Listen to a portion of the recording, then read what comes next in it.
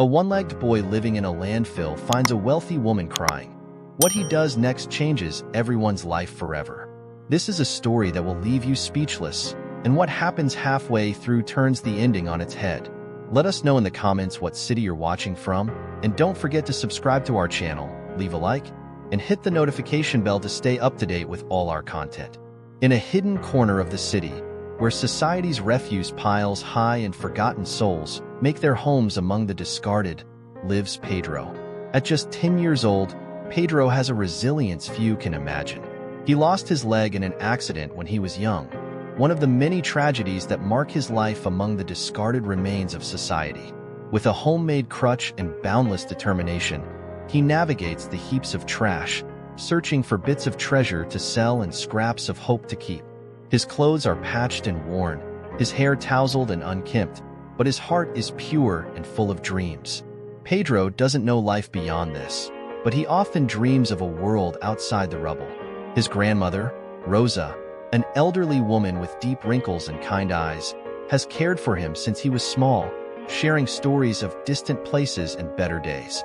Rosa, however, is ill and spends most of her days resting in their makeshift shelter, leaving Pedro to fend for both of them. One afternoon, while Pedro is scavenging for plastic bottles, he hears a strange sound, muffled sobs from a secluded corner of the landfill. Curious and concerned, he approaches carefully, finding a woman sitting in the dirt, her elegant clothes out of place in the grime. Her face is pale, her hands trembling as she clutches a silk handkerchief and a small photograph. The sight of her breaks Pedro's heart. "Do you need help, ma'am?" Pedro asks gently, tapping her shoulder with his small, steady hand. The woman, startled, looks up, her tear-filled eyes meeting Pedro's. For a moment, she seems lost, entranced by the innocence and kindness in the gaze of this boy. She nods, finding no words to explain why she, a wealthy woman named Helena, is in such a desolate place. Her life, though adorned with riches, is hollow, shadowed by the recent loss of her beloved son and the betrayal of those closest to her. The two sit together, strangers bound by mutual pain. Pedro, in his simple way, begins to talk about his life, about the people who live and survive together in the landfill. As he speaks, Helena is captivated by his resilience, by the small joys he finds amidst the chaos. A spark lights within her, one she hasn't felt in years. By the time Pedro leaves to check on Rosa, Helena has made a decision. This boy, with his quiet courage and selflessness, has shown her something she thought she'd lost: purpose. She promises herself to return and bring something more to Pedro and his community. The following morning, as promised, Helena returns to the landfill, her heart heavy with memories of her tearful encounter with Pedro. She's dressed differently today, in simpler clothes and practical shoes, shedding the elegance that marked her previous life. She feels out of place, nervous even, but there's a quiet determination in her step. Helena is driven by a newfound sense of purpose, a feeling she hasn't experienced in years. She carries a bundle of supplies in her hands: food, water, some basic medicines, small tokens of help for Pedro and his community. As Helena enters the landfill, she's struck again by the stark reality of their lives. Rows of makeshift shelters, crafted from scrap metal, cardboard, and plastic, stretch out across the uneven terrain, each shelter a testament to the resilience of its inhabitants. She spots Pedro near the edge of a makeshift playground, surrounded by a group of children. He's telling them a story, his voice animated, his crutch resting by his side. The children listen with rapt attention, laughing at his jokes and gasping at his dramatic pauses. Helena watches, feeling a mix of admiration and sorrow. Here is a boy who has every reason to despair, yet he finds joy and shares it with others. As she approaches, Pedro notices her and offers a warm, slightly surprised smile. "You came back," he exclaims, his eyes lighting up. He's both excited and curious, unsure of what her return means but hopeful nonetheless. "Yes," Helena replies with a gentle smile, her voice soft. "I promised I would, and I brought some things." She holds out the bundle, and Pedro's face lights up even more. The other children gather around, their eyes wide with curiosity, as Helena hands out small packs of food and bottles of clean water. It's a rare treat for them, and their gratitude is palpable. As Helena continues distributing supplies, an elderly woman steps forward, moving slowly but with an air of quiet dignity.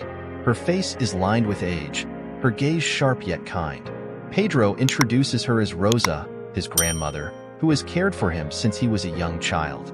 Rosa looks Helena up and down, a mixture of gratitude and skepticism in her eyes. "You must be the lady Pedro met yesterday," Rosa says, her voice warm but cautious. "We don't get visitors like you here often. What brings you back?" Helena hesitates, taken aback by Rosa's directness. But she feels a connection with this wise, gentle woman, sensing that Rosa understands more about hardship and loss than anyone else she's met.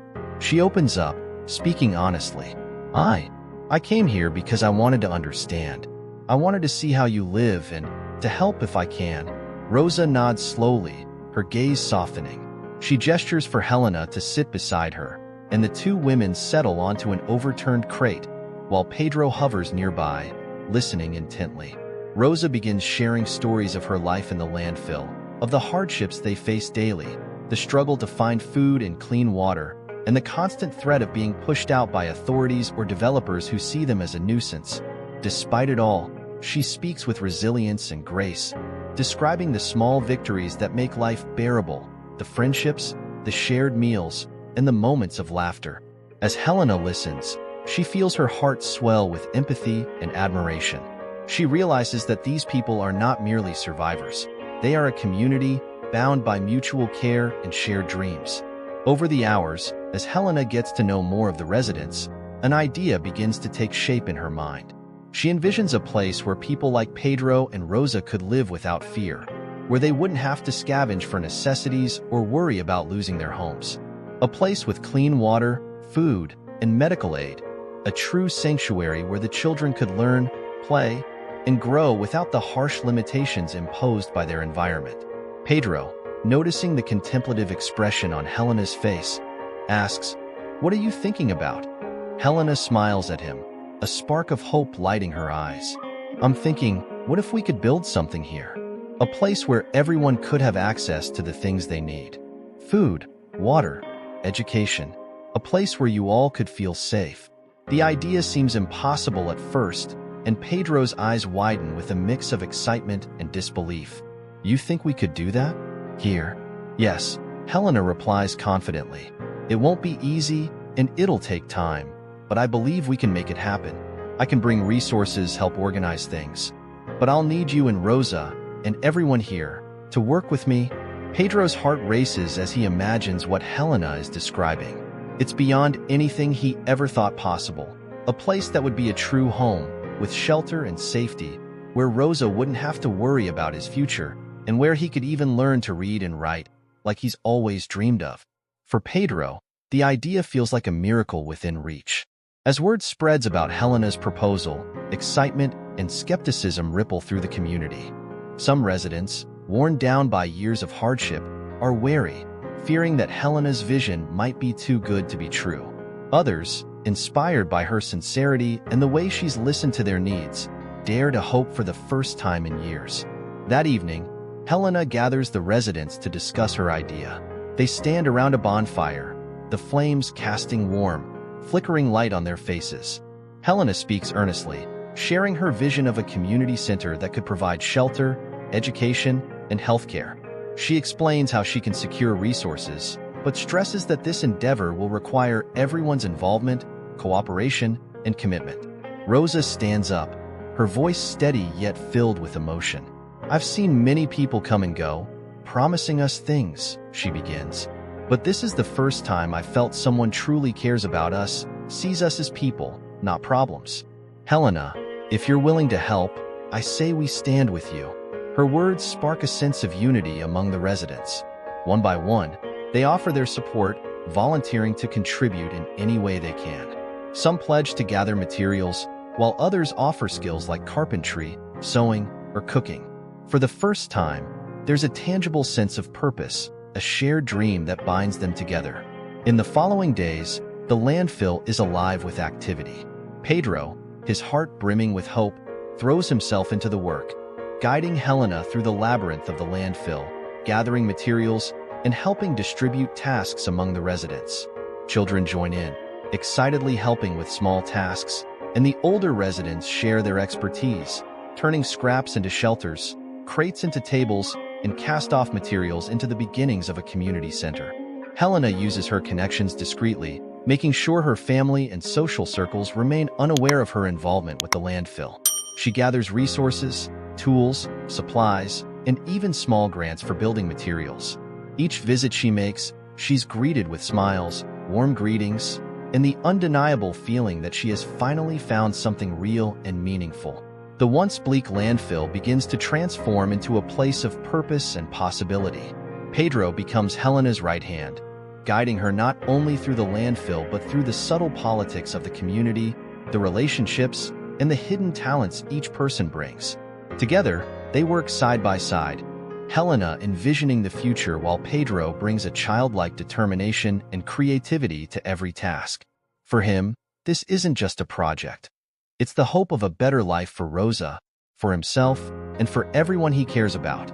The chapter ends with Helena and Pedro standing side by side, gazing at the beginnings of the community center.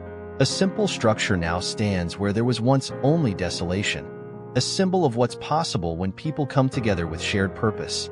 The residents watch, filled with cautious optimism, as the seeds of change take root, each of them daring to hope that, perhaps, their lives can finally be more than mere survival. Unbeknownst to them, however, Helena's acts of kindness and solidarity are beginning to draw attention beyond the landfill, sparking both curiosity and resentment that will soon threaten everything they've built. Over the weeks, the community near the landfill begins to transform. A small center emerges, made from recycled materials and Pedro's endless supply of creative solutions. Rosa's health improves as Helena brings medicines and fresh food, and she becomes a mentor to the children, teaching them to read and share stories. Pedro blossoms in this new world. For the first time, he feels he has a family beyond his grandmother, a community he helped to build. Helena feels the same. With each passing day, her soul seems lighter, her life fuller. She is no longer just a wealthy woman. She is Helena, a friend, a mentor, a healer. But Marco, driven by an insatiable curiosity, begins to meddle, determined to uncover Helena's secret. One day, he confronts her about her mysterious visits to the landfill, accusing her of embarrassing the family. Helena deflects, but Marco is relentless, intent on exploiting whatever weakness he believes Helena may have found. This tension escalates, threatening the sanctuary Helena and Pedro have built. Unbeknownst to them, Marco begins hatching a plan that could shatter their world and their dreams. As Helena pours her heart into the community center, unaware of the danger Marco poses, Marco takes steps to sabotage her project. Using his wealth and influence, he spreads rumors among his wealthy associates, suggesting Helena has become unhinged and is throwing her money away on charity cases. He plants seeds of doubt in their social circles, feeding the narrative that Helena's grieving mind has driven her to reckless decisions. Marco's ultimate plan, however, goes much deeper. Driven by a desire to control his sister's wealth and the family business, he visits the landfill himself. He watches from a distance, observing how Helena interacts with Pedro, Rosa, and the other residents.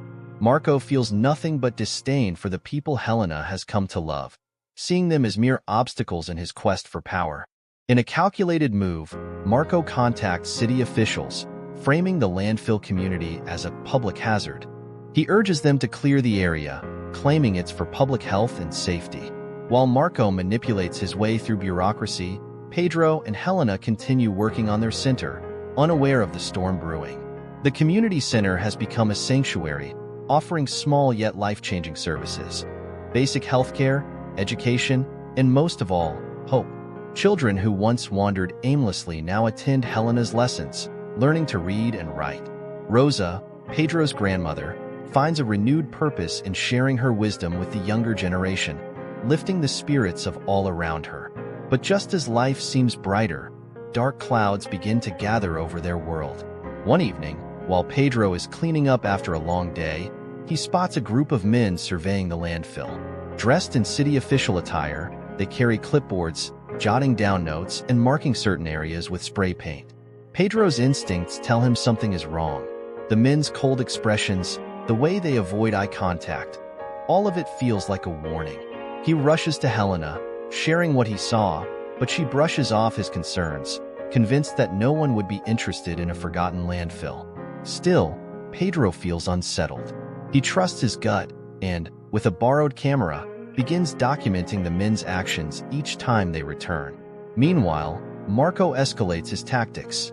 He plants more rumors, convincing influential figures that Helena is associating with dangerous people. He even suggests to certain government officials that the landfill's unregulated structures could pose a threat to nearby properties. Slowly but surely, Marco builds a case against Helena's project, determined to shut it down. Unaware of the extent of Marco's manipulation, Helena continues to put her heart into the center. She and Pedro grow closer each day, their bond deepening as they work side by side. For Pedro, Helena is more than just a benefactor. She's become a mentor, a friend, and perhaps the closest thing to a mother he has ever known. One morning, the community wakes up to the sound of heavy machinery approaching. Trucks and bulldozers line the entrance to the landfill, while a team of police officers and city officials gather, ready to clear the area. Panic spreads as the families and children try to understand what's happening. Helena rushes to the front, demanding answers, but is met with cold indifference. Pedro's heart sinks as he realizes that everything they built is at risk. He sees Rosa clutching her chest, looking frail and frightened, and his own fear turns into determination. Pedro approaches Helena and whispers, "This isn't right. I think there's someone behind this. Maybe your family?" Helena freezes, realizing that Pedro might be onto something. Suddenly, Marco steps forward, appearing with a smug expression. He feigns surprise at seeing Helena, mocking her efforts and telling her that she's wasting time on lost causes. Helena's heart breaks as she realizes her own brother has orchestrated this disaster. In desperation, she pleads with the city officials, but Marco has done his work well. They dismiss her appeals, explaining that the landfill is marked for urban renewal and must be cleared immediately. Helplessly, Helena watches as the bulldozers start moving forward, destroying the shelters and structures they had painstakingly built. Pedro, heartbroken but undeterred, stands in front of one of the bulldozers, trying to block its path. His small frame and crutch seem insignificant against the machine, but his courage inspires others, and soon the entire community forms a human barrier, refusing to move. They chant in unison, defending their home, their refuge, their sanctuary. With her community on the line, Helena realizes she needs allies beyond the landfill. She quickly calls a journalist friend, Emma, who arrives to document the eviction. As Emma interviews residents and takes photos of the destruction, Helena realizes the power of media to expose Marco's actions. Emma promises to write a front-page article, but they both know that time is running out. As Emma publishes the story, public interest begins to shift. Local news channels pick up the story, painting the landfill residents as underdogs and Marco as the face of corporate greed. The public backlash is fierce, and Marco's reputation takes a hit. But he is not easily defeated. He pivots, using his resources to silence the media, all the while spreading misinformation to make the landfill residents appear as criminals. Just when it seems that Marco's influence will prevail, Helena and Pedro find an unexpected ally. Mrs. Anderson, an elderly philanthropist with deep pockets and a sympathetic heart. Mrs. Anderson, having lost her own son years ago, sees in Pedro a reminder of her past. She donates generously, helping Helena to launch a legal battle against Marco and the city, fighting for the right to protect the community. The courtroom battles become a spectacle, with the entire city watching as Helena and her allies take a stand against corruption and greed. As the battle over the landfill sanctuary intensifies, Helena grows increasingly determined to protect the community she's built alongside Pedro and Rosa. Yet, despite her dedication, she can't shake a gnawing feeling of unease. Marco's attacks have become more personal and calculated, as though he's driven by something far beyond simple greed. It's as if his need to tear down everything she's worked for is rooted in something deeper, something darker. One evening, After another tense day in court, Helena retreats to the family mansion. She hasn't lived there for some time, but tonight, the silence of the grand estate feels different, almost haunted by echoes of a past she never fully understood. Wandering through the empty halls, Helena stumbles upon an old, ornate chest in the family library, a relic she hasn't seen in years. Inside, she discovers letters, photographs, and documents dating back decades. Among the papers, one letter catches her eye. It's yellowed with age, marked with her mother's familiar handwriting. As Helena reads, her heart races. The letter is addressed to her late father, and within its delicate folds lies a secret that shakes her to her core. Marco was adopted. Helena's mind reels as the pieces start to fall into place. Marco was not her biological brother, but a boy her parents took in after he had been abandoned by his family. Her parents, in an act of compassion, had welcomed Marco as their own, but he grew up feeling like an outsider, shadowed by Helena's seemingly perfect life. This revelation stirs a storm of emotions within Helena. She remembers moments from her childhood, times when Marco had been distant, resentful, or even openly hostile. She had never understood why, but now she realizes that Marco's anger toward her wasn't just rivalry. It was rooted in feelings of inferiority, loneliness, and abandonment. Helena's success and her place in their parents' hearts must have felt like salt on an old wound he could never heal. Helena's heart aches as she recalls small, overlooked signs of Marco's pain. She remembers birthdays where he seemed withdrawn, school ceremonies where he stood at the edges of family photos, his eyes hard and distant. Now, with the knowledge of his adoption, those memories feel heavy with unspoken resentment and sorrow. Marco must have felt like an outsider, a boy taken in but never fully embraced, at least in his own mind. The realization shifts something within Helena. She begins to see Marco, not as the ruthless businessman intent on destroying her, but as a person plagued by deep-seated insecurities and anger. She recalls conversations where Marco would sneer at her passion for helping others, mocking her compassion as naive and pointless. Now, she understands those jabs were defenses, attempts to shield himself from feeling less than worthy. Helena sinks into an armchair, clutching the letter as if it holds a piece of Marco's broken heart. For the first time, she truly understands the weight Marco has carried. An orphan's fear of being unwanted, a child's need to prove himself worthy, and a man's desperation for control in a world he feels betrayed him. Determined to bridge the chasm between them, Helena decides to confront Marco directly. She knows it's a risk, as her brother is unlikely to welcome her sudden insight with open arms, but she also knows that it's the only way to reach him. She carefully prepares her words, hoping to express her understanding without igniting his anger further. The following morning, Helena visits Marco's office, her resolve steeled but her heart racing. Marco greets her coldly, his face betraying no emotion, his gaze sharp and guarded. Helena can tell he expects her to beg or to threaten, as she has in their previous confrontations. But she takes a different approach, softening her voice as she reveals what she's discovered. Marco, she begins gently, I found a letter from Mom. About you, about your adoption. Marco's eyes narrow, his entire body tensing at the mention. He remains silent, but Helena sees the flash of anger and pain in his eyes. She pushes forward, choosing her words carefully.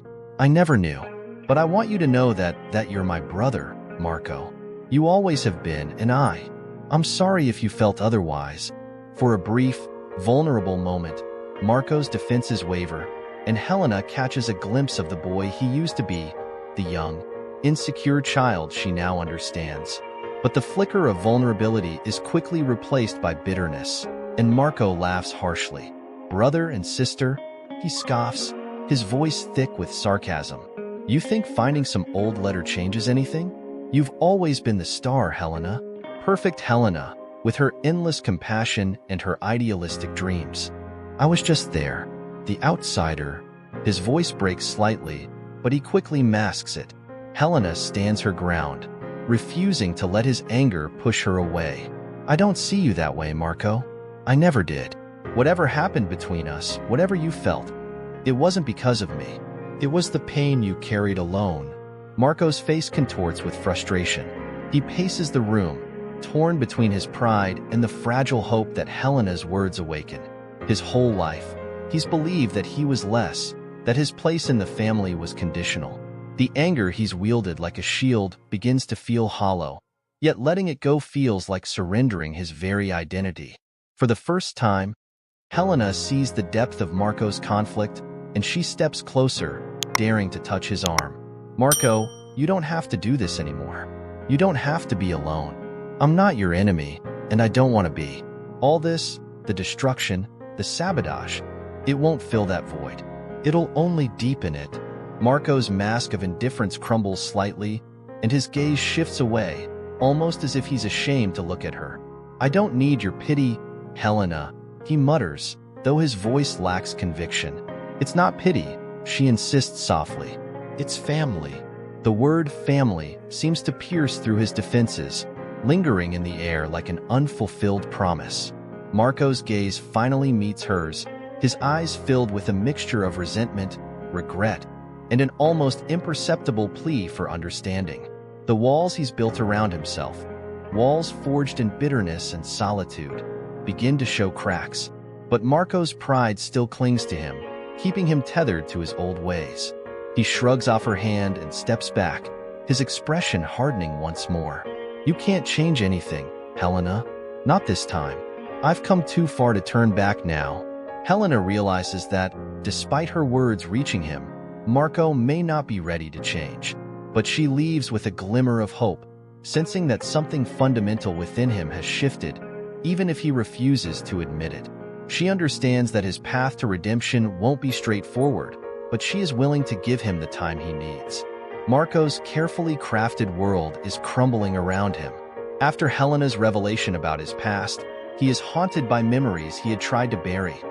The sense of abandonment he felt as a child, the resentment he harbored toward his adoptive family, and the hollow anger that drove him to hurt the people closest to him. But pride blinds him, and he remains unable to accept Helena's forgiveness. Instead, he channels his fury into one last act of vengeance, determined to see the community center destroyed and to bring Helena down with it. Knowing his resources and reputation are slipping away, Marco reaches out to a handful of his most ruthless allies, individuals who owe him favors and are willing to work in the shadows. They gather late at night in a dimly lit office, plotting the final blow. Marco's plan is to demolish the center under the guise of a sudden public safety hazard emergency. With a well-timed bribe and falsified documents, he arranges for a team of demolition workers to arrive before dawn, intending to tear down every structure the community has built. As Marco finalizes the plan, an eerie silence fills the room. For the first time, a sliver of doubt enters his mind. He imagines the aftermath: Pedro's shattered face, Rosa's helplessness, and Helena's heartbreak. These images linger, stirring something deep inside him. But he shoves the thought away, convincing himself that he's too far gone to turn back now. Meanwhile, Helena and Pedro receive an anonymous tip about Marco's plans. It's late, and Pedro is preparing to settle in for the night when Helena, panic-stricken, arrives at his shelter. She explains the situation, her voice trembling as she relays the details of Marco's intended destruction. Pedro, though young, understands the gravity of what's at stake. His home, his friends, his dreams. Everything they have worked for is in danger of being wiped out. Desperate to protect their sanctuary, Helena, Pedro, and a small group of community members gather at the center. They stand together in the dim moonlight, a human shield against the machines and men they know will soon arrive. Rosa, though frail, joins them, her presence a symbol of resilience. As they wait, Helena's heart pounds, fearing not only for the center but also for Marco, who has become consumed by a hatred she now realizes stems from his deep-rooted pain and insecurity. The first rumble of engines pierces the night air. Trucks and bulldozers roll into view, their headlights slicing through the darkness as Marco's men approach. A sense of dread settles over the crowd, but they remain firm, unwavering. Helena steps forward, ready to confront Marco if he dares to show his face. As the demolition team halts at the sight of the gathered community, Marco himself steps out of a black car. He is dressed sharply, but there's an unmistakable exhaustion in his eyes, shadows etched into his face from countless sleepless nights.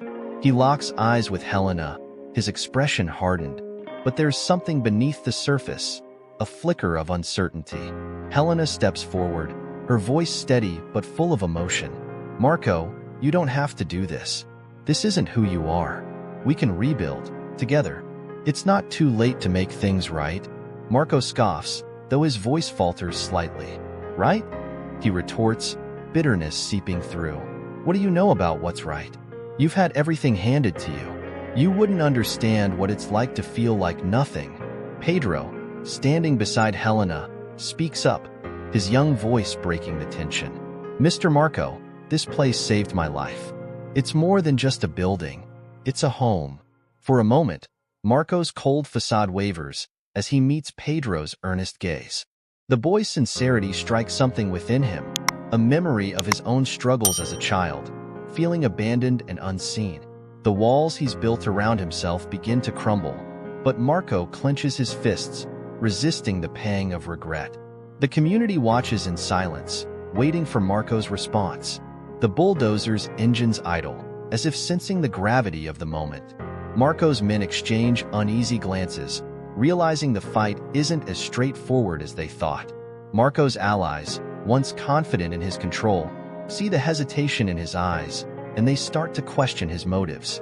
Helena takes a step closer, her tone soft yet firm. "Marco, this hatred is only hurting you. I know about your past now. I know the pain you've carried all these years. You're my brother, and despite everything, I don't want to lose you to this darkness."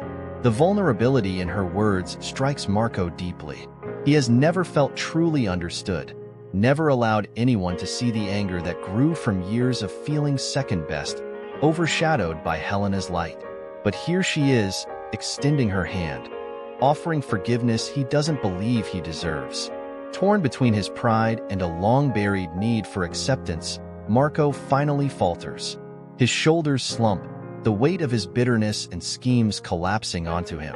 He looks at Helena, then at Pedro and Rosa, and realizes he has become the very thing he once despised.